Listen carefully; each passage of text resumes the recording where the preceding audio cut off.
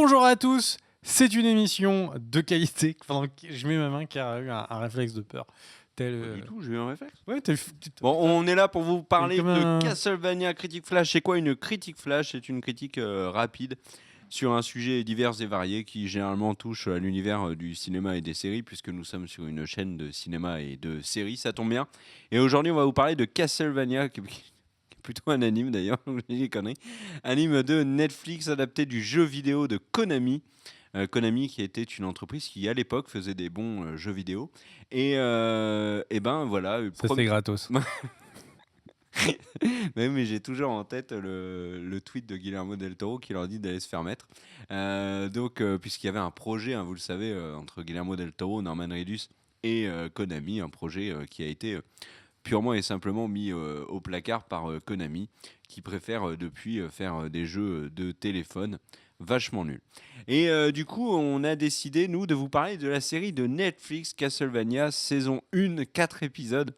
Ça, ça a pu en étonner certains.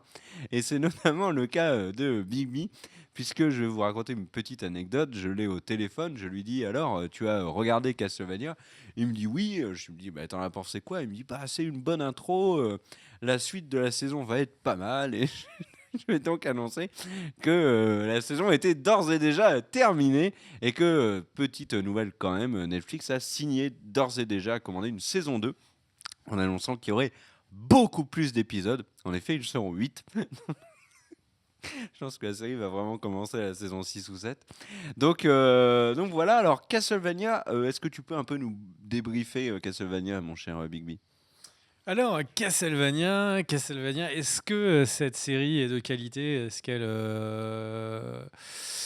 qu'elle déboîte? Alors, je l'ai trouvé un petit Non, peu... c'est quoi déjà? Est-ce que tu peux résumer? L'histoire? Ouais, rapidos. L'histoire, c'est le Dracula tombe mystérieusement amoureux d'une humaine qui lui dit mais l'humanité est douce, l'humanité est bonne, tu es trop dur avec eux. Et donc Castlevania les fait pas chier, Dracula les fait pas chier pendant quelques années. Et puis, il se passe quelque chose qui va rendre Dracula fou de colère et il va donc conspuer les terres de Lavassie. Je crois que c'est l'endroit de Lavasa où est C'est récolté après, le à capot gauche de de Lavasa. Maubeuge. Et le truc, c'est que donc du coup, en Latchévie, si vous avez le bon nom sur le chat, on est preneur. Et donc, dans ces terres, il va donc tout simplement dire qu'il va lâcher ses armées démoniaques si dans un an, les humains ne sont pas partis. Et évidemment, au bout d'un an, les humains ne sont pas partis. Heureusement, des héros vont se lever pour les sauver. Mais qui sont-ils? Et j'ai vraiment résumé, je pense, la série. Et au final, j'ai l'impression d'avoir raconté 99% des épisodes, tellement ceux-ci sont courts.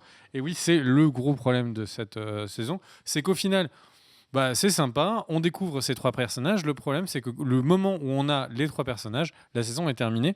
Donc en fait, on est sur un rythme d'anime classique, c'est-à-dire on a généralement sur des animes une saison de 26 épisodes.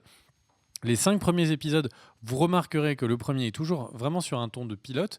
On place les choses, on place vraiment, par exemple, 2 personnages sur 4, etc., etc. Et puis, une fois qu'on a les personnages, eh bien, petit à petit, on va commencer à développer. Les 5 premiers épisodes sont toujours de l'exposition, c'est-à-dire que généralement, les personnages sont agrégés les uns à la suite des autres. Regardez, par exemple, Cowboy Bebop. À la fin du 5e, c'est Edward qui arrive et fait c'est l'épisode précédent, etc., etc. Et donc, les 5 premiers épisodes sont toujours de l'exposition, et puis l'histoire se développe. Généralement, à l'épisode 10, 11, il se passe des trucs. Épisode 15, 16, il se passe des trucs. Et épisode 26, il se passe des trucs. Ça, c'est pour des raisons, en fait, de la manière dont les saisons sont faites. Il y a des mini-creux, et donc pour donner envie aux gens, malgré les petites coupures, de garder, en fait, ils font des mini cliffhangers. Donc, au final, pourquoi est-ce que je précise tout ça dans cette série Castlevania 4 épisodes?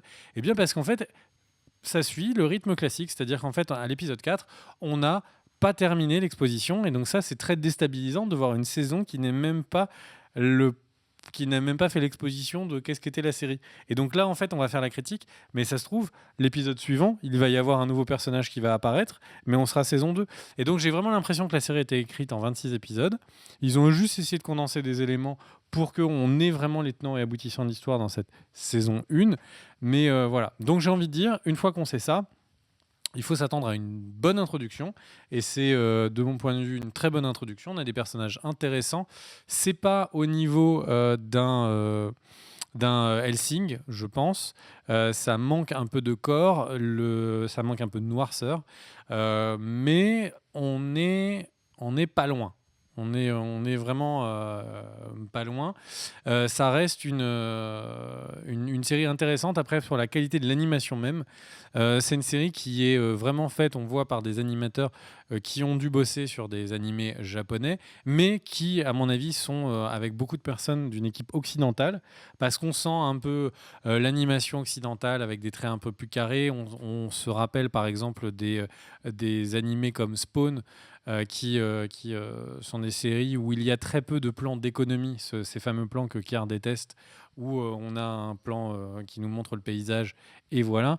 Là, c'est une série qui a tendance du coup à toujours bouger, toujours avancer, et personnages sont charismatiques, le scénario est plutôt intéressant, le méchant est plus intéressant qu'il n'y paraît, donc les voyants sont au vert, mais critiquer Castlevania, au fond, c'est critiquer le début de l'introduction, je pense.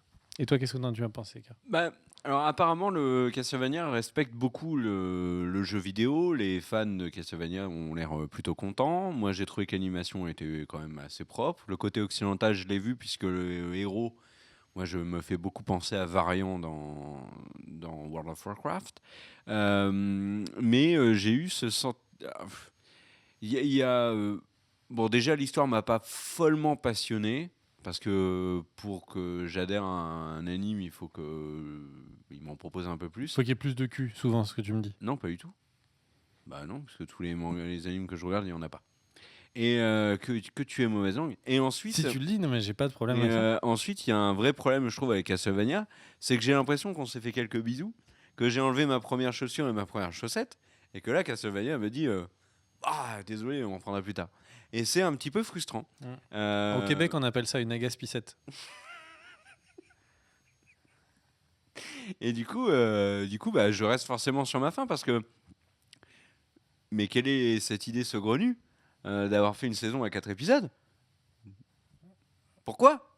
Pourquoi alors, on a des séries qui s'arrêtent sans fin, et maintenant on a des séries Netflix qui commencent à peine. C'est problématique. La nouvelle politique. Non, je rigole, mais bon, alors apparemment sur la saison 2, ce qui est intéressant, c'est que le mec qui a bossé sur le comics et qui a écrit l'anime retravaillera sur la saison 2, c'est lui qui va l'écrire, et il a annoncé qu'il serait pas sur la saison 3.